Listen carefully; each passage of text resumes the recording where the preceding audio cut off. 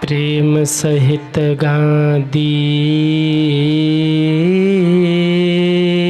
धरो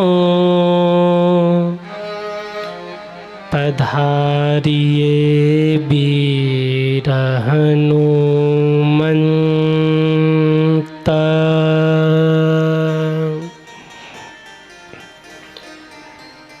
अपने अपने घरान की सब काहू को पीरा,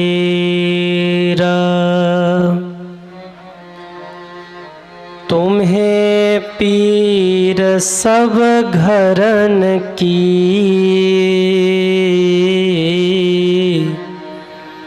धन्य धन्य रघुबीर।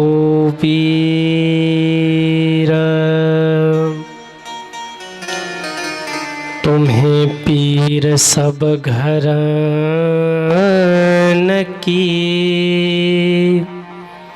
धन्य धन्य रघुबीर।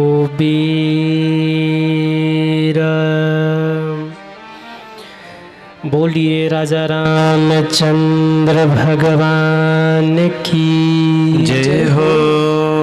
जानकी मैया की जय हो। लाडले लखन लाल की जय हो। कपिराज श्री हनुमान जी महाराज की जय हो। बाबा विश्वनाथ की जय हो। अम्बे मैया की जय हो। ओम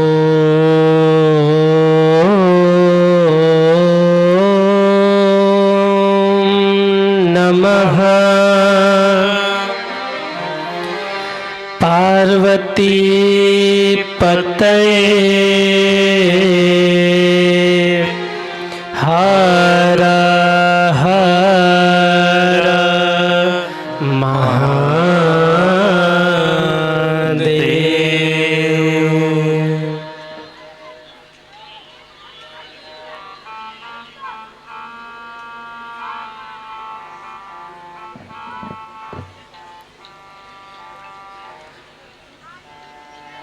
परम मंगल में परात्पर अखिलेश्वर अकारण करुणा मरुणालय भक्तवांछा कल्पतरु भगवान श्री सीताराम जी महाराज एवं उनका ही दिव्यवांगमय स्वरूप श्री रामचरितमानस की परम पावनी कथा को बारंबार प्रणाम वंदन करते हुए विराजमान परमनंत संत वीर बलवंत भक्त शिरोमणि कपिराज श्री हनुमान जी महाराज के पावन चरणों में बारंबार प्रणाम वंदन करते हुए पूज्य श्री सद्गुरुदेव जी महाराज के पावन श्री चरणों में बारंबार प्रणाम निवेदित करते हुए इस मंगलमयी श्री राम कथा के आयोजक के रूप में हमारे श्री राम गोपाल गुप्ता जी एवं आपकी धर्म पत्नी श्रीमती रामकली देवी एवं आपके सुपुत्रगण श्री रामकृष्ण गुप्ता एवं आपकी धर्म पत्नी श्रीमती मंजू गुप्ता, श्री अशोक कुमार जी आपकी धर्म पत्नी अनुराधा गुप्ता, श्री बालकृष्ण गुप्ता जी आपकी धर्म पत्नी श्रीमती गीता गुप्ता जी, श्री अरविंद गुप्ता जी एवं आपकी धर्मपत्नी श्रीमती रूबी गुप्ता, श्री देवेंद्र गुप्ता जी, पूरा परिवार जिनके माध्यम से इतनी मंगलमयी कथा आप लोगों के बीच में आयोजित हो रही है। एक बार पूरे यजमान परिवार के लिए आप सभी लोग जोरदार तालियां बजाइए। मेरी व्यासपीठ से आप सभी को बहुत बहुत साधुवाद है। साथ ही में कथा प्रांगण में विराजमान भक्ति शक्ति स्वरूपा माताएं बहनें समस्त श्रद्धालु भक्तगण आप सभी के हृदय में विराजमान श्री सीताराम जी महाराज को सीय राम में सब जग जानी करहूँ प्रणाम जोरी जुगपानी के पावन भाव से बारंबार प्रणाम वंदन करते हुए यूट्यूब चैनल के माध्यम से देश विदेश में बैठे जितने भी भक्त इस कथा का श्रवण कर रहे सबको जय श्री राम कहते हुए आइए हम सभी लोग प्रवेश करें इस कथा यात्रा में। उससे पूर्व 2 बार हमारे साथ भगवत नाम कीर्तन सब गाइए तालियां बजाते हुए। श्री राम जय राम जय जय राम जय जय विघ्न हरण हनुमान। श्री राम जय राम जय जय राम जय जय विघ्न हरण हनुमान। श्री राम जय राम जय जय राम जय जय विघ्न हरण हनुमान। श्री राम जय राम जय जय राम जय जय विघ्न हरण हनुमान। ओ श्री राम जय राम जय जय राम श्री राम जय राम जय जय राम श्री राम जय राम जय जय राम। श्री राम जय राम सब गाइए जय जय राम। श्री राम जय राम जय जय राम। श्री राम जय राम जय जय राम। श्री राम जय राम जय जय राम श्री राम जय राम जय जय राम। श्री राम जय राम जय जय राम। श्री राम जय राम जय हो जय जय राम। जरा उठाइए दोनों हाथों को और तालियां बजाते हुए हरि बोल। जय हो।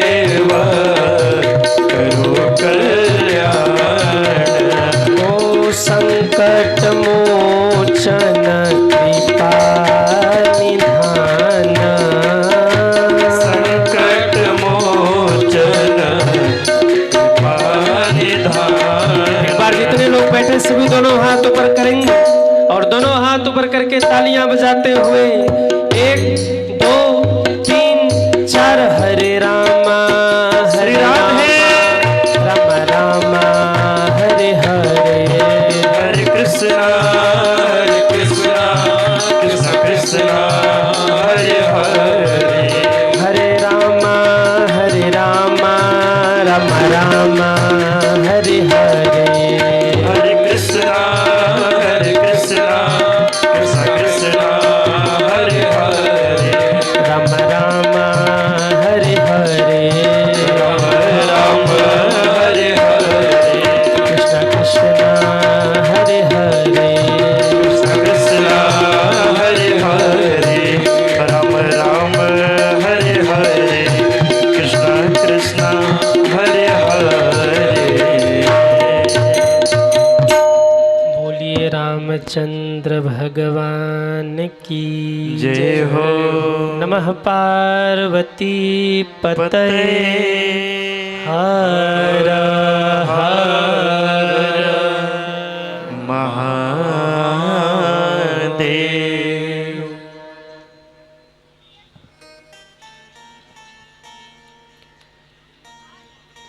आइए इस परम मंगलमयी परम पावनी श्री राम कथा के आज हम सभी लोग तृतीय दिवस की पावन बेला में हम सभी लोग प्रवेश करें और इस कथा को कह करके सुन करके अपने जीवन को धन्य धन्य करें। मैं कथा प्रारंभ करूं उससे पूर्व निवेदन करूं, कल की कथा कहाँ पर विश्राम हुई थी? कल की कथा कहाँ विश्राम हुई? कहिए, अरे कोई तो बोलो कहाँ विश्राम हुई थी? शिवजी कैलाश पहुंच गए, थोड़े पीछे रह गए आप।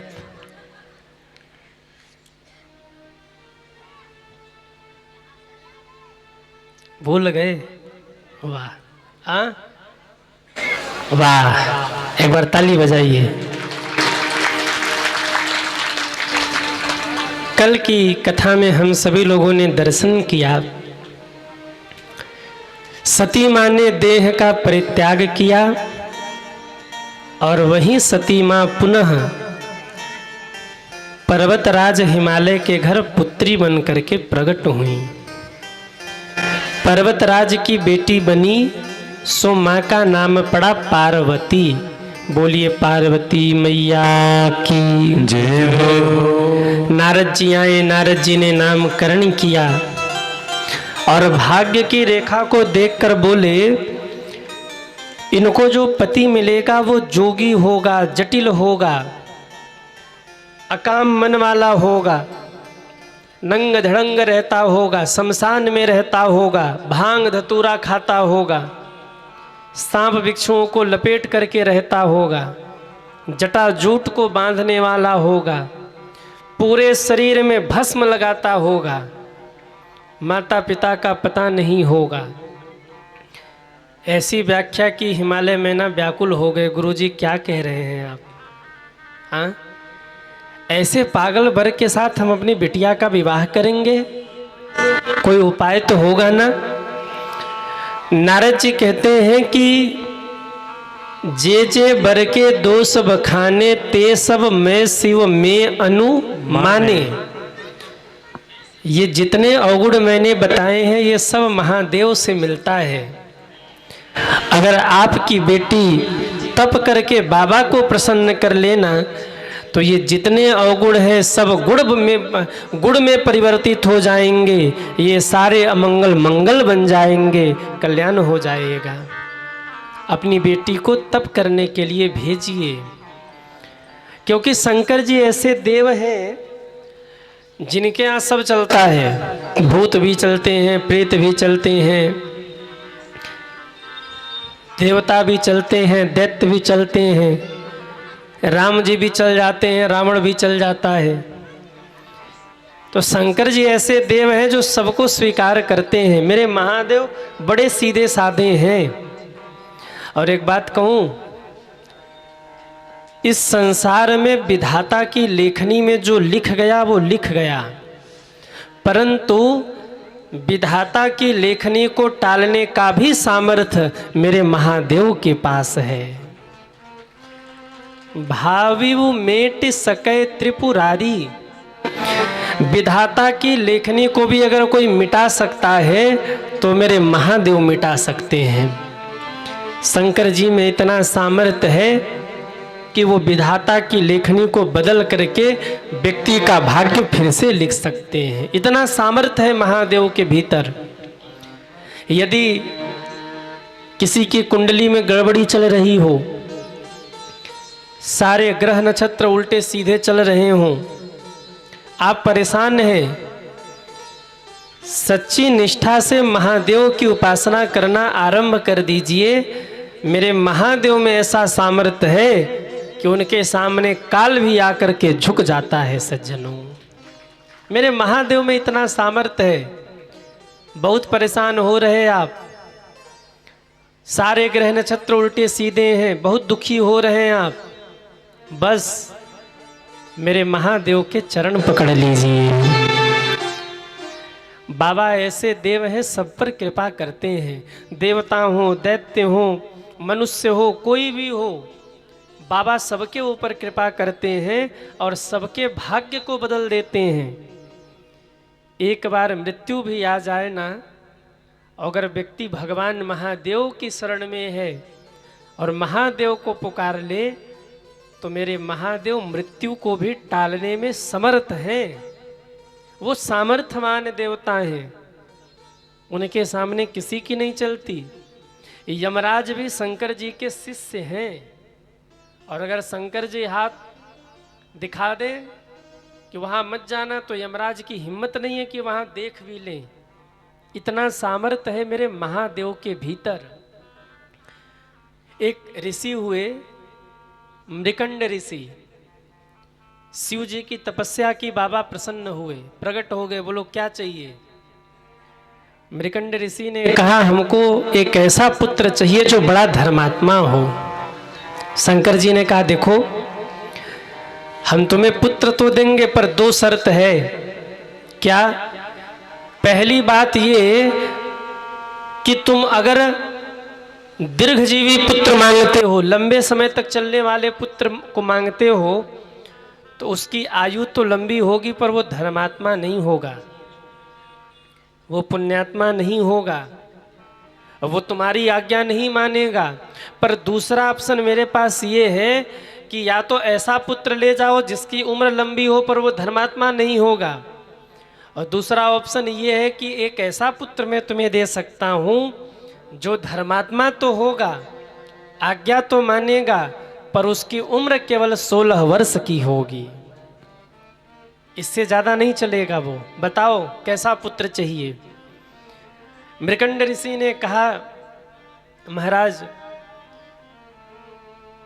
लंबा जीने वाला पुत्र लेकर क्या करूंगा जब रोज ही 4 गाली सुनावे, आज्ञा ही न माने, रोज ही तांडव करता रहे, विवाद में हमेशा रहे, पाप करे।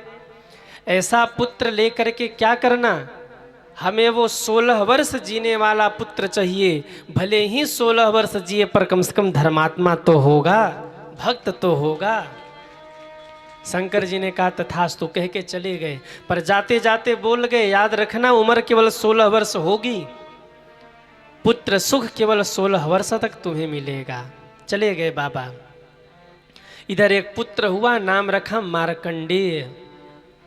जब बालक धीरे धीरे बड़ा होने लगा ना, तो पिताजी ने बेटे से कह दिया बेटा जितने भी लोग तुमसे मिले ना सबको प्रणाम करो, केवल प्रणाम करो और कुछ नहीं करना। प्रणाम करो और महादेव की भक्ति करो, ये 2 काम तुम करो। कोई भी मिल जाए सीधे दंडवत प्रणाम करना है तुम्हें, और दिन रात नमः शिवाय महादेव महादेव जपते रहना है। मार्कंडेय ऋषि ने कहा ठीक है पिताजी, अब तो जो मिले उसी को मार्कंडेय ऋषि प्रणाम करें और वो आशीर्वाद देता है, दीर्घायु भव, तुम्हारी लंबी आयु हो, खूब जियो, खूब आनंद से रहो। सब एक ही आशीर्वाद देते, तुम्हारी आयु लंबी हो जाए, तुम खुश रहो, तुम्हारा जीवन लंबा हो। धीरे धीरे समय बीता, 16 वर्ष पूर्ण होने को है। मृकंड ऋषि जान रहे हैं कि आज ही के दिन यमराज जी आने वाले हैं। पिताजी ने बच्चे को बुलाया, कहा बेटा 2 काम करना, आज तुम्हारे जीवन का आखिरी दिन है और अगर तुम बचना चाहते हो तो सबसे पहले कोई भी तुम्हारे सामने आए प्रणाम करना और दूसरे शिव जी के शिवालय से कभी बाहर मत जाना। आज शाम तक महादेव को ही पकड़ के रखना और नमः शिवाय का जप करते रहना। कोई भी आ जाए बस महादेव को मत छोड़ना और उसे प्रणाम करना मत भूलना। मार्कंडेय ऋषि ने कहा ठीक है पिताजी। इधर यमराज ने अपने दूतों को भेजा, जाओ लेके आओ, उसकी आयु पूरी हो गई। यमराज के दूत आए, जैसे ही यमराज के दूत आए मार्कंडेय ऋषि ने हाथ जोड़ करके प्रणाम किया, दंडवत प्रणाम किया। यमराज के दूतों के मुख से निकल गया दीर्घायु भव। जैसे ही कहा दीर्घायु भव, मार्कंडेय ऋषि मुस्कुराए, आप लेने आए हो हमें और कह रहे हो दीर्घायु भव, ये तो उल्टा हो गया। यमराज के दूत चकरा गए, बोले हम तो लेने आए थे, ये क्या बोल बैठे भाव में। भागे वहां से और जाकर यमराज जी को कहा, यमराज जी मिस्टेक हो गया हमसे, ये पकड़ो यमफास, आप जाओ, हमारे बस की नहीं, हमने तो दीर्घायु भव का आशीर्वाद दे दिया। यमराज जी भैंसे पे बैठ के आए। लोग कहते गुरुजी ये यमराज जी भैंसे पे ही बैठ के आते हैं। हम कहते नहीं, कभी कभी मोटरसाइकिल से भी आते हैं, कभी कभी हवाई जहाज से भी आते हैं, मौत आ जाए तो रेलगाड़ी से भी आ जाते हैं, हार्ट अटैक से भी आ जाते हैं, बुखार से भी आ जाते हैं। जैसे जिसको जाना है बस वैसे ही आ जाते हैं। जिसको एक्सीडेंट से जाना है बाइक से ही आ जाते हैं।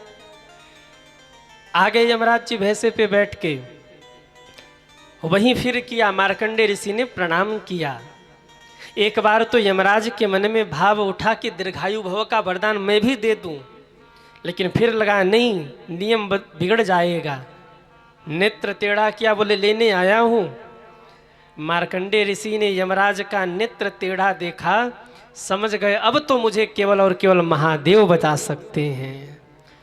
दौड़े हे महादेव और जाकर के शिवालय में बाबा की पिंडी से लिपट गए। सज्जनों, नमः शिवाय, नमः शिवाय, नमः शिवाय। यमराज ने यमफास फेंका है और ज्यों खींचना शुरू किया उसी समय डमरू बजाते हुए मेरे महादेव प्रकट हो गए। बोलिए शंकर भगवान की जय हो। डमरू बजाते हुए महादेव प्रकट हुए और बाबा ने कहा, रे ओ यमराज क्या कर रहे हो? यमराज ने कहा, प्रभु मैं तो लेने आया था, इनकी आयु पूरी हो गई। आहा, शंकर जी ने कहा, देख नहीं रहे हो हमको पकड़ के बैठा है और तुम लेने आए हो, तुम्हें शर्म नहीं आ रही? जो हमें पकड़ के बैठा हो उसके प्राण तुम लेने आए हो।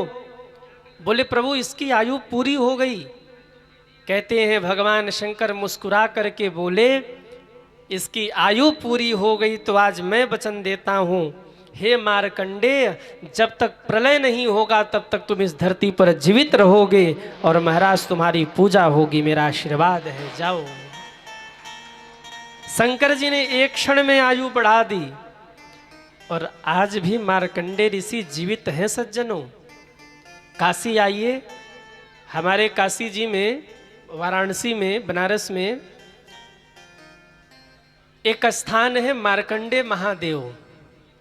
मार्कंडेय महादेव, वहाँ आज भी मार्कंडेय ऋषि की पूजा होती है और वहाँ आप गंगा जी के तट पे वो मंदिर है, बड़ी भीड़ लगती है। पहले कोई भी गंगा जल लेके जाए ना तो बाबा को नहीं चढ़ता, पहले सबसे पहले मार्कंडेय ऋषि को चढ़ता है और इसके बाद शिवजी को गंगा जल चढ़ता है। शिवजी कहते आज मुझसे पहले तुम्हारी पूजा होगी, आज से मार्कंडेय तुमने हमारी पूजा की है।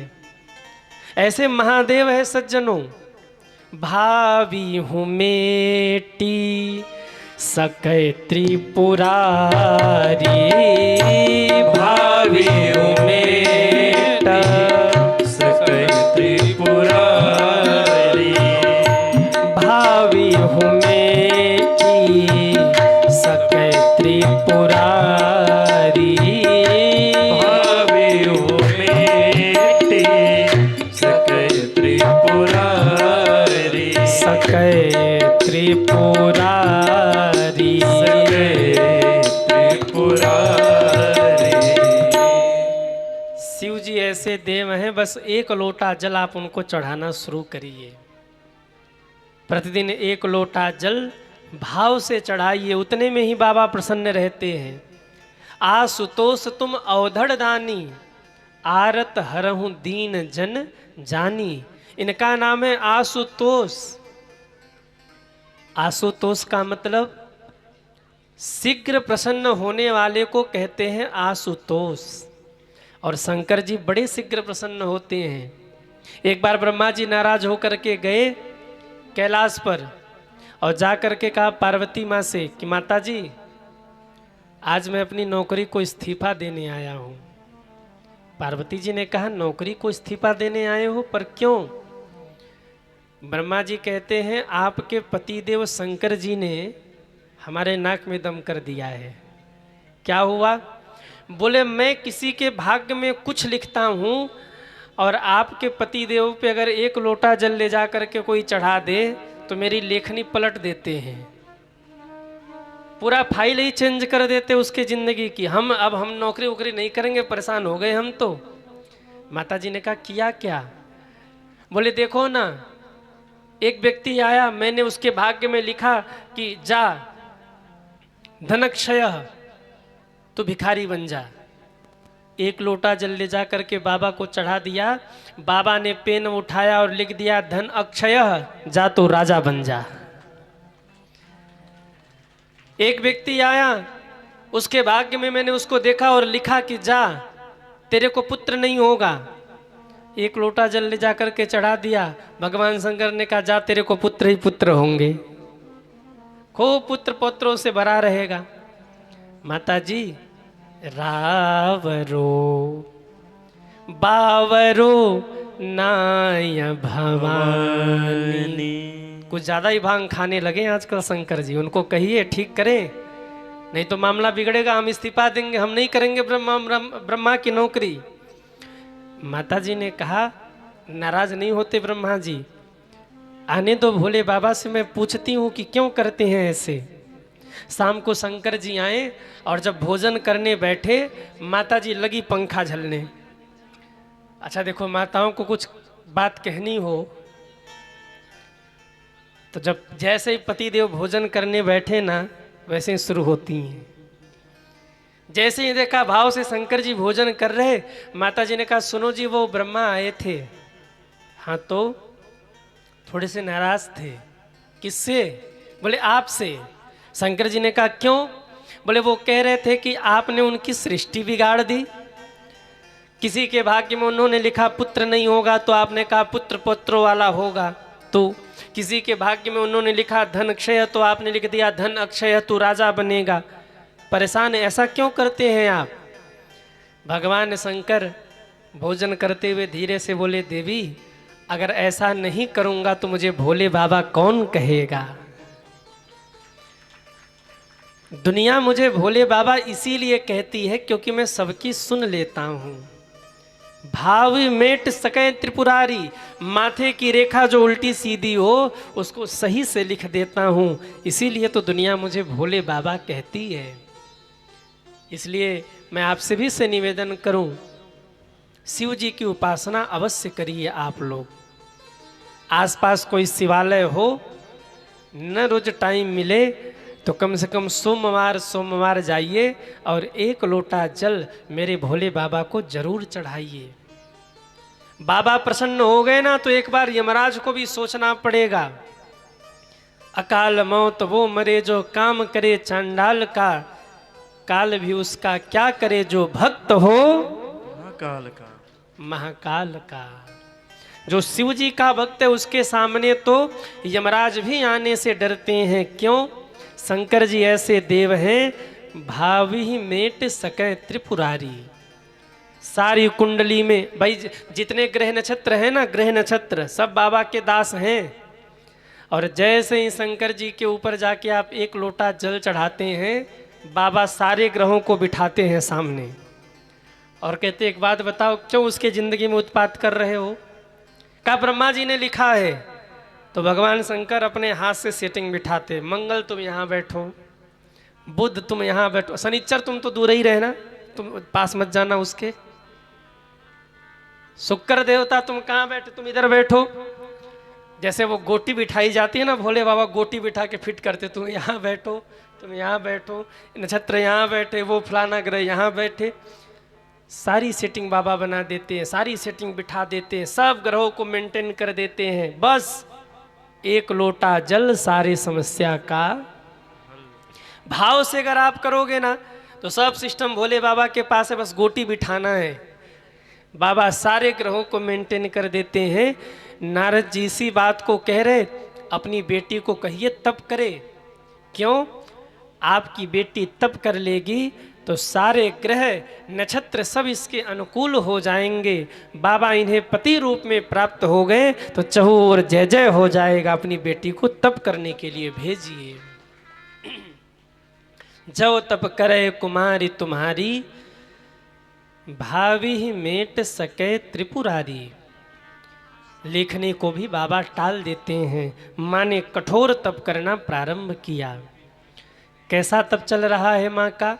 बाबा कहते हैं, कछु दिन भोजन बारी बतासा, कछु दिन भोजन बारी बतासा, कछु दिन भोजन बारी बतासा, कछु दिन भोजन बारी बतासा, ये कठिन कछु दिन उपवासा, कठिन कछु दिन उपवास, कछु दिन उपवासा, दिन उपवास। माँ ने कुछ दिन भोजन करके तप किया। कुछ दिन बीते तो माँ बिल्वपत्र खाती, जल पीती और माँ तप करती। कुछ दिन बीते तो माँ ने बिल्व पत्रों का भी त्याग कर दिया। और जब माँ ने बिल्व पत्रों का भी त्याग किया तब माँ का नाम पड़ा अपर्णा। बोली अपर्णा मैया की जय हो। तदपि उमा नाम भयहु अपर्णा।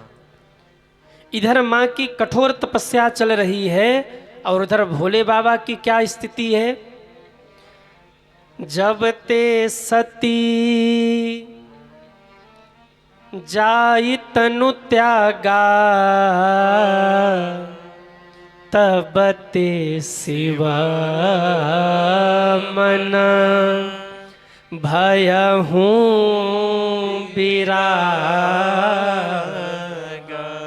अरे जपहि सदा रघुनायक नामा, जहाँ तहाँ सुनाही राम गुण ग्रामा।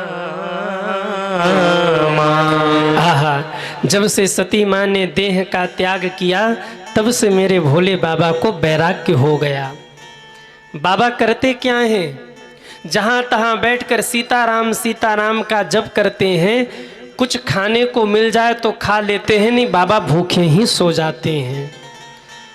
इन दिनों नीलगिरी पर्वत पर चले जाते हैं, जहाँ कागभुसुंडी जी गरुड़ जी को कथा सुना रहे हैं। वहीं पंछियों का रूप बना करके भोले बाबा छिप करके पंछियों में बैठ जाते हैं और भाव से कथा सुनते रहते हैं। राम जी को याद करके रोते रहते हैं। देखिए भगवान शिव राम जी को कितना प्रेम करते हैं। अगर सती ने सीता का रूप बना लिया तो अपने कष्ट सह लिया, पर सीता सती का त्याग कर दिया। क्यों? सती ने सीता का रूप बनाया और सीता मेरे लिए माँ के समान है। मेरे प्रभु की परीक्षा लेने गई और जो मेरे प्रभु की परीक्षा ले वो मेरा प्रेमी नहीं हो सकता। शंकर जी ने पत्नी तक का त्याग कर दिया। राम जी के प्रति महादेव का प्रेम तो देखिए, कितना प्रेम करते हैं बाबा राम जी को कि अपनी ही पत्नी को त्याग दिया। बताइए अपनी पत्नी का त्याग कौन कर सकता है, पर महादेव ने कर दिया। किसके लिए? कहा तो राम के लिए। शंकर जी कहते देवी तुमने राम की परीक्षा ली है, मेरे आज्ञा की अवहेलना की, उसमें मुझे कोई दिक्कत नहीं है, पर तुम मेरे राम की परीक्षा लेने गई, ये मेरे लिए दुख की बात है। इसलिए अब तुम हमारी पत्नी नहीं हो। जल के मर गई सती माँ ने, पर शंकर जी ने पत्नी रूप में स्वीकार नहीं किया। अच्छा, माता सती भी इस बात को समझ गई थी कि मैंने राम का अपराध किया है, और भोले बाबा राम जी को प्राणों से भी अधिक प्रेम करते हैं। इस संसार में सबसे अधिक राम को कोई प्रेम करने वाला है तो मेरे महादेव हैं। मेरे महादेव एक भी क्षण के लिए राम नाम को अपने जीवन से दूर नहीं करते। फिर वो कोई भी हो, अगर राम का विरोधी है तो मेरे भोले बाबा उसे बर्दाश्त नहीं करते। इतना प्रेम करते हैं भोले बाबा राम जी को। भोले बाबा चिता भस्म क्यों लगाते हैं? एक बार काशी में शंकर जी बैठे थे, इतने में भोले बाबा ने देखा कि कुछ लोग एक आदमी को कंधे पर उठा के ले जा रहे हैं, वो मर चुका है, और सब कह रहे राम नाम सत्य है, राम नाम सत्य है। शंकर जी पीछे पीछे हो लिए। क्यों? वहाँ राम जी का नाम लिया जा रहा था। बाबा पीछे पीछे हो लिए। शमशान घाट पर सब पहुँचे। जैसे ही चिता में आग लगी, सबने बोलना बंद कर दिया। शंकर जी रूप बदल के गए थे। किसी से पूछा भैया अभी तुम लोग राम नाम सत्य बोल रहे थे, अभी तुम लोग चुप क्यों हो गए? बोले जिसके लिए राम नाम बोल रहे थे वो तो जल रहा है। शंकर जी ने कहा अच्छा, उसके लिए इतने लोगों ने राम नाम सत्य है बोला, वो मेरे लिए पूजनीय है जिसने इतने लोगों को राम नाम बुलवाया। इसलिए आज से मैं भस्म धारण करूंगा।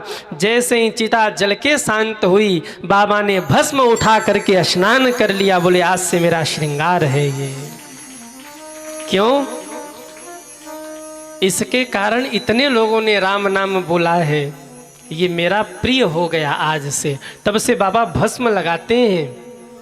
राम जी को इतना महादेव प्रेम करते हैं कि राम जी के बिना वो जी नहीं सकते। वो पत्नी ही क्यों न हो, अगर राम की परीक्षा लेने गई तो मेरे महादेव ने उनका भी त्याग कर दिया। राम प्रेमी कौन होगा? प्रेम देखना हो ना तो भोले बाबा का प्रेम देखिए, कितना प्रेम करते हैं राम जी से। कहा जब वो राम बन के आए तो मेरे भोले बाबा से रहा नहीं गया, वो हनुमान बन के पहुंच गए।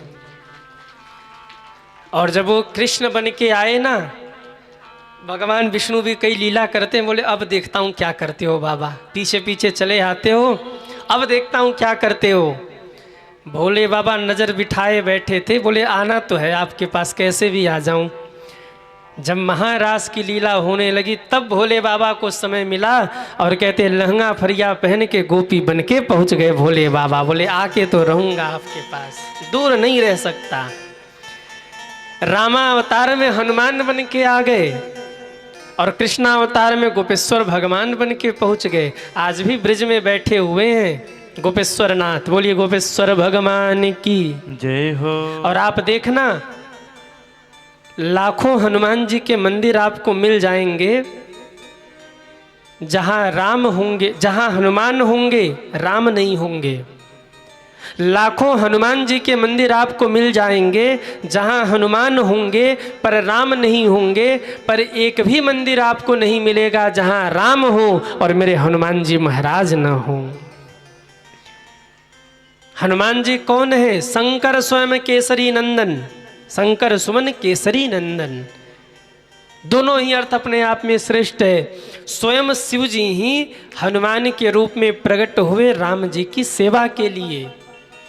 राम दुआरे तुम रखवारे, होतन आज्ञा बिन पैसारे। मैं आपको राम कथा सुनाने के पहले शिव कथा सुना रहा हूं।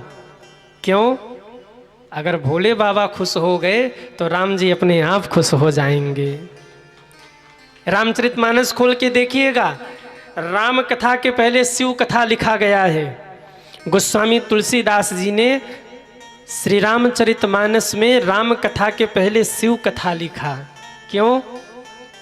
शिव जी इतना प्रेम करते हैं कि राम जी से दूर रह ही नहीं सकते।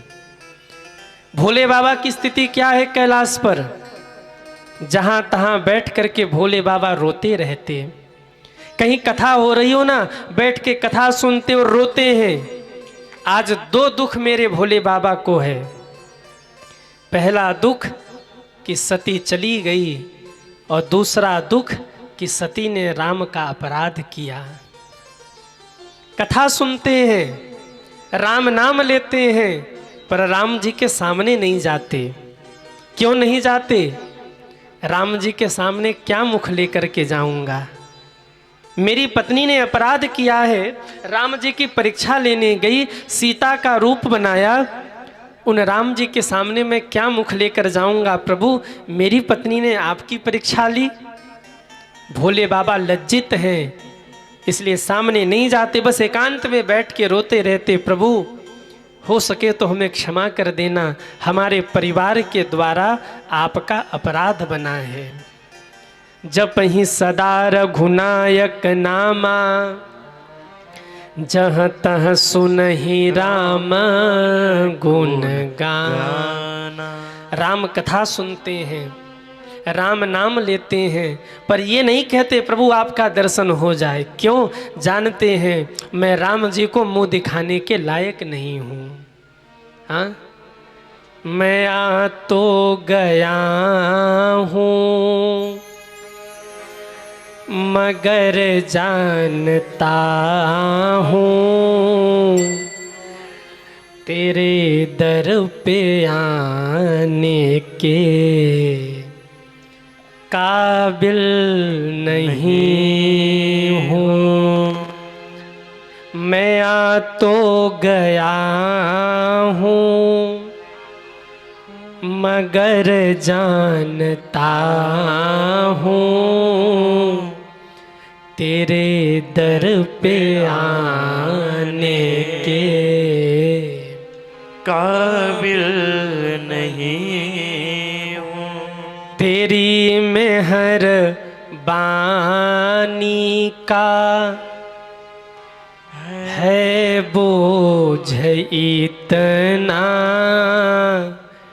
जिसे मैं उठाने के काबिल नहीं हूँ। सती माँ भी इस बात को जानती हैं कि शिव जी राम के विरोधी को बर्दाश्त नहीं कर सकती। मैंने राम का विरोध किया। आपको पता है सती माँ ने शरीर को त्यागने के लिए अग्नि ही क्यों चुना? सती माँ चाहती तो आंख बंद करके बैठती, प्राण निकाल के बाहर करती, शरीर वहीं रह जाता, प्राणांत हो जाता, जल में समाधि ले लेती। पर अग्नि में महाराज अपने शरीर को जलाकर भस्म क्यों किया? आज के समय के अनुसार कहे तो माता सती ने आत्महत्या कर लिया अग्नि से जल करके। क्यों? माता सती जानती हैं कि अग्नि में सीता जी का निवास है। कब निवास किया? बोले जब सुपनखा के नाक कान कट गए और उधर तैयारी होने लगी सीता हरण की, तब मेरे राम जी ने सीता को बिठा के कहा, सीता मेरा एक निवेदन है तुमसे। सुनहु प्रिया व्रत रुचिर सुशीला, मैं कछु कराबा ललित नर लीला। मैं कुछ नर लीला करना चाहता हूँ, रोऊंगा गाऊंगा दुखी रहूंगा लड़ाई झगड़ा करूंगा। माँ ने कहा तो हमको क्या करना है? कहा देवी अग्नि देवता के कारण मैं प्रकट हुआ, इसलिए अग्नि देवता भी मेरे पिता तुल्य हैं। प्रगटे अग्नि चरु कर लीने। जब यज्ञ हुआ था तो अग्नि नारायण भगवान प्रसाद लेकर प्रकट हुए, तो अग्नि मेरे लिए पिता के समान है। इसलिए तुम पावक महा करहु निवासा, जब लगी करहु निशाचरना। देवी रावण आ रहा है, आपका हरण करेगा और आपको स्पर्श भी कर ले, आपकी ओर कुदृष्टि भी कर ले तो जल के भस्म हो जाएगा। मेरी लीला अधूरी रह जाएगी, इसलिए आप अग्नि में जाइए और तब तक अग्नि में रहिएगा जब तक मैं रावण को मार न लूं। मर जाए ना तो एक भी दिन का विलंब मत करना, हमको बुला लेना फिर से। जब रावण मर गया ना तो तुरंत राम जी ने कहा लक्ष्मण अग्नि प्रकट करो। बंदर भालू तो समझ रहे अग्नि परीक्षा हो रही है, पर उनको क्या पता डुप्लीकेट जानकी जी को भेजा जा रहा है और असली जानकी जी को अग्नि से बुलाया